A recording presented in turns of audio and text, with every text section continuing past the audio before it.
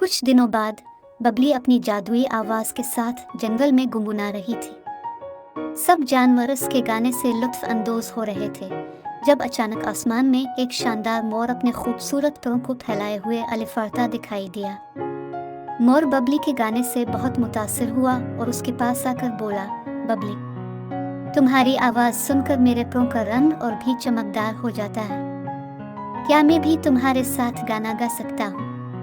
बबली ने मुस्कुराते हुए कहा, जरूर मोर भाई, हम मिलकर एक धनक जैसा गाना गाएंगे जिससे पूरा जंगल रंगीन हो जाएगा। अभी वो दोनों गाना शुरू ही करने वाले थे कि एक बंदर दरख्तों से लटकता हुआ वहां पहुंचा। बंदर की मस्तियां मशहूर थी और उसने देखते ही कहा, बबली और मोर, मैं भी तुम्हारे गाने में शामिल होना चाहता हूँ। मैं अपनी दम के साथ ढोल बजा सकता हूँ। बबली ने हंसते हुए कहा, बंदर भाई, तुम्हारी मस्ती और ढोल हमारे गाने में एक नई रौनक डाल देगी। तीनों ने मिलकर गाना गाने की तैयारी शुरू की। जैसे ही वो गाना शुरू करने वाले थे, अचानक जंगल में जमीन हिलने लगी। सब जानवर हैरान हो गए। फिर एक बहुत बड़ा डायनासोर सामने आ गया। वो काफी दोस्ताना नजर आ रहा था और मुस्कुराकर बोला, डरो मत, मैं तुम्हें सुनने आया हूँ।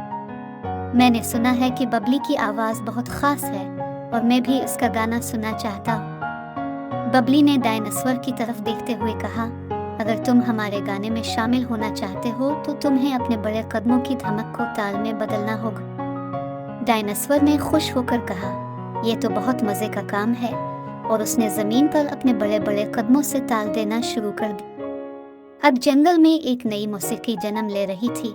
बबली की मीठे गाने, मोर की खूबसूरत आवाज, बंदर के ढोल और डायनासोर के कदमों की धमक से जंगल का हर जानवर और परिंदा इस मौसीकी में शामिल हो गया और यूं जंगल में एक खूबसूरत मेला सा लग गया। अब बबली, मोर, बंदर और डायनासोर जंगल के सबसे मशहूर मौसीकार बन गए थे और उनकी मौसीकी जंगल के हर कोने में खुशी और मोहब्बत फैलाने लगी।